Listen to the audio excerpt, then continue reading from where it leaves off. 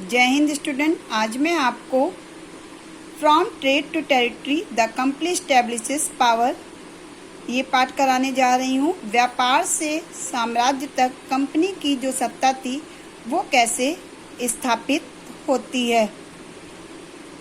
Aurangzeb was the last of the powerful Mughal rulers. He established control over a very large part of the territory that is now known as India. Aurangzeb जो थे बहुत ही powerful Mughal बादशाह थे। उन्होंने जहाँ पूरी power जो बहुत बड़े पार्ट में इस्टेब्लिश कर दी थी, जो कि अब कहाँ पर है, भारत में है। After his death in 1707, many Mughal governors, subadar and big zamindars began asserting their authority and establishing regional kingdoms. As powerful regional kingdoms emerged in various parts of India, Delhi could no longer function as an effective center. 1707 में उनकी मृत्यु के बाद जो बहुत सारे मुग़ल सूबेदार और बड़े बड़े जमींदार अपनी ताकत दिखाने लगे थे और उन्होंने जो अपनी क्षेत्रीय रियासतें थी वो कायम कर ली थी और विभिन्न भागों में ताकतवर जो क्षेत्रीय रियासतें थी वो सामने आने लगे और दिल्ली के अधिक दिनों तक प्रभावी केंद्र के रूप में ना रह सकी। By the second half of the 18th century, however, a new power was emerging on the political horizon, the British। 18वीं शताब्दी के बीच में जो राजनीतिक क्षितिज पर अंग्रेजों के रूप में एक नई ताकत उभरने लगी, मतलब कि अंग्रेज यहाँ पर आने लगे। Did you know that the British originally came as a small trading company and were reluctant to acquire territories. क्या आप जानते हैं कि जब ब्रिटिश ओरिजिनली यहाँ पर आए तो एक छोटी सी स्मॉल ट्रेडिंग मतलब व्यापारिक कंपनी के रूप में भारत में आए थे और यहाँ के इलाकों पर कब्जे करने में उनकी कोई भी दिलचस्पी नहीं थी कि वो यहाँ पर कब्जा कर लें। How when did they come to be masters वजह, और कैसे वो इतने बड़े एम्पायर के साम्राज्य के स्वामी बन गए, मालिक बन गए। In this chapter you will see how इस केम अबाउट। इस चैप्टर में हम इसके बारे में पढ़ेंगे। Bahadur Shah Zafar and his son being arrested by captain Hudson. Captain Hudson द्वारा बहादुर शाह जफर और उनके बेटे की गिरफ्तारी की गई। East India company comes east. East India company पूर्व में, ईस्ट इंडिया कंपनी का आना किधर से आई थी, पूर्व में आई। इन 1600 the East India company acquired a charter from the ruler of England queen Elizabeth. 1600 में ईस्ट इंडिया कंपनी ने इंग्लैंड की महारानी एलिजाबेथ प्रथम से चार्टर स्थापित कर लिया था, जिसमें इन्होंने कंपनी को पूरब से व्यापारियों को व्यापार करने का एक अधिकार मिल गया था। This mean that no other trading group in England could compete with the East India Company. England का कोई और भी व्यापारिक कंपनी इसमें कोई इनके साथ कंपटीशन नहीं कर सकती थी। इसके अंतर्गत with this charter the company could venture across the oceans looking for new lands from which it could buy goods at a cheap price and carry them back to Europe to sell at higher prices। और इस charter के सहारे क्या होता था, जो company थी वो समुद्र जाकर नए इलाकों से सामान को लेती थी सस्ती चीज़ें पर खरीद कर और उन्हें ले जाकर यूरोप में ऊंचे दामों पर बेचती थी। The company did not have to fear competition from other English trading companies। अब कंपनी को यह डर नहीं था कि कोई भी दूसरी कंपनी उसके साथ कंपटीशन करेगी।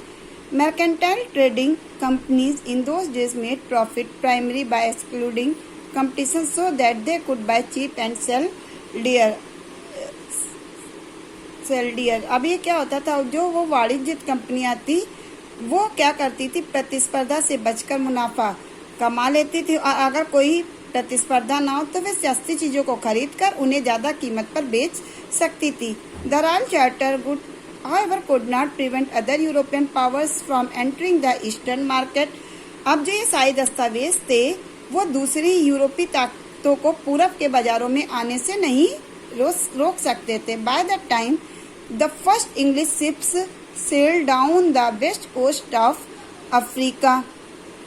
इसी समय जब तक इंग्लैंड के जहाज अफ्रीका के पश्चिम तट को छूते हुए केप ऑफ गुड होप का चक्कर लगाकर हिंद महासागर पार कर पुर्तगालियों ने जो भारत के पश्चिमी तट पर अपनी उपस्थिति मतलब ये पहुंच चुके थे करा दी थी।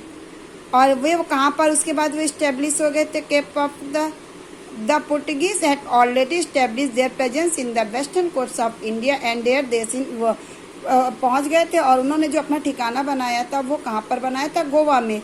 In fact it was Vasco da Gama, और जो वो पुर्तगाली के जो खोजी यात्री वास्को डिगामा ने ही 1498 में पहली बार भारत तक पहुंचने के लिए इस सी रूट की खोज की थी।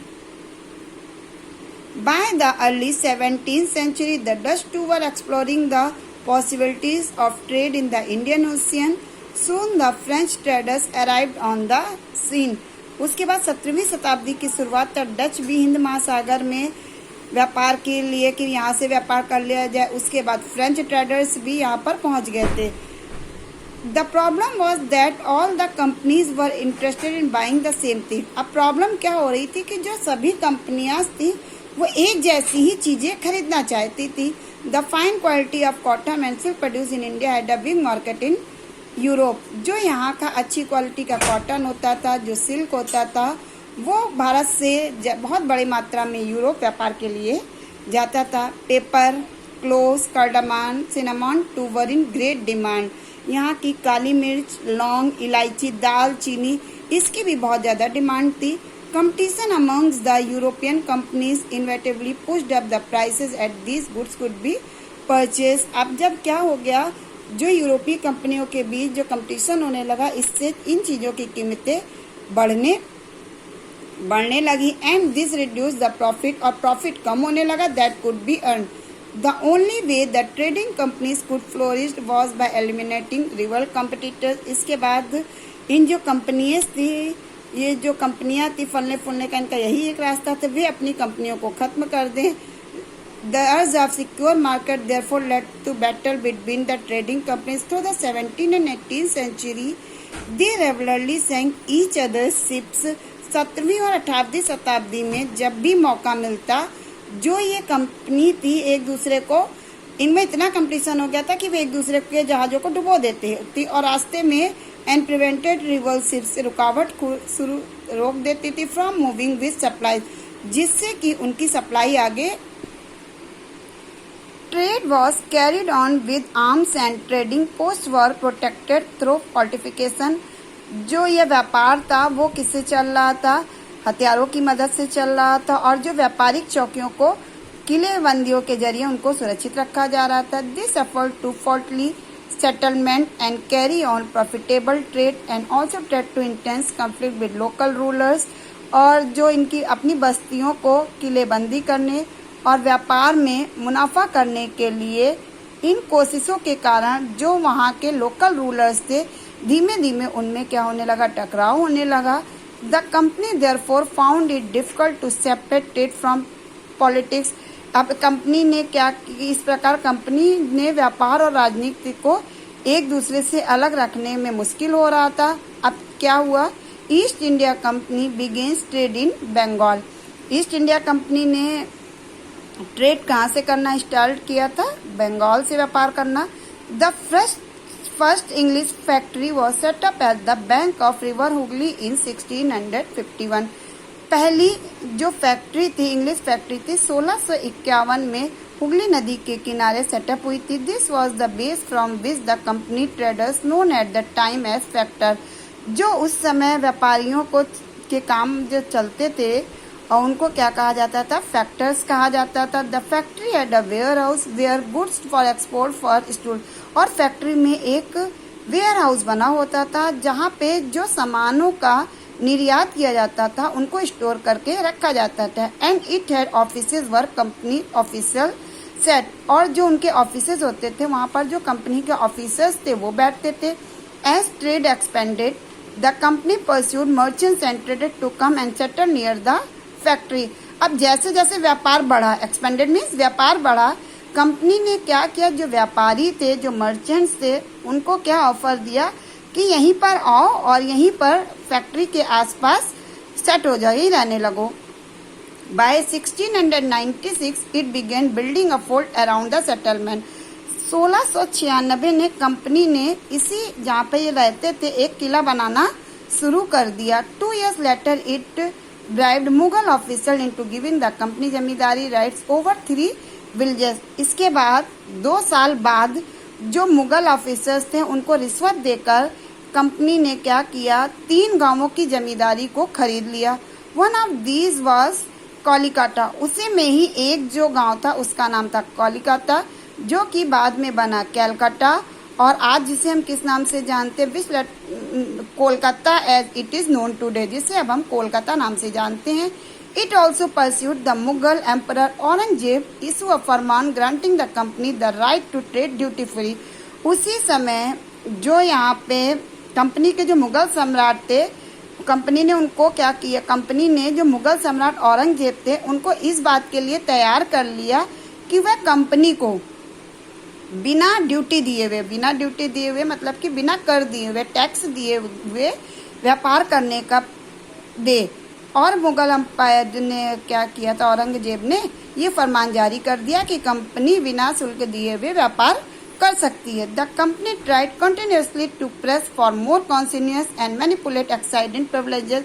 और कंपनी ने ऐसे कैसे ज़्यादा से ज़्यादा जो भी रियायतें थी हासिल करी कि जो भी हो सकता था उनको, और पहले से मौजूद जितने भी उनको अधिकार मिल रहे थे उसका और ज़्यादा वो फायदा उठाने लगी। Aurangzeb farman for instance had granted only the company the right to trade duty free. Aurangzeb ने जो फरमान जारी किया था वो केवल कंपनी को किया था कि वो ही इसका जो व्यापार है उसका अधिकार मिला था। But officers of the company who were carrying on private trade, लेकिन जो कंपनी के ऑफिसर्स थे उन्होंने भी क्या किया, जो अपना प्राइवेट व्यापार थे, जो अपना व्यापार चलाते थे, जबकि उनको उसमें कोई छूट नहीं मिली थी, वो भी इसका फायदा उठाने लगे। दिस दे रिफ्यूज टू पे, और वो पे नहीं करते थे, causing an enormous loss of revenue for Bengal.